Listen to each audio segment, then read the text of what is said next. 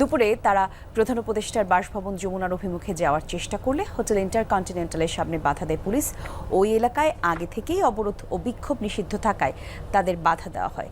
আর এই সময় দুপক্ষের মধ্যে ধাওয়া পাল্টা ধাওয়ার এক পর্যায়ে শিক্ষার্থীরা পিছিয়ে শাহবাগে অবস্থান নেয়। পূর্ব নির্ধারিত কর্মসূচিতে অংশ নিতে ভোরে কুয়েট, চুয়েট এবং রুয়েট থেকে শিক্ষার্থীরা রাজধানীর উদ্দেশ্যে রওনা হন। তাদের দাবি, ডিপ্লোমা প্রকৌশলীরা নামের আগে প্রকৌশল লিখতে পারবে না, কাউকে নবম গ্রেডে পদোন্নতি দেওয়া যাবে না এবং দশম গ্রেডে চাকরিতে স্নাতক প্রকৌশলীদের সুযোগ নিশ্চিত করতে হবে। আন্দোলনকারীদের অভিযোগ, 6 মাস ধরে দাবি জানালেও সরকারের পক্ষ থেকে কোনো পদক্ষেপ নেওয়া হয়নি, আর তাই বাধ্য হয়েই রাস্তায় নেমেছেন তারা।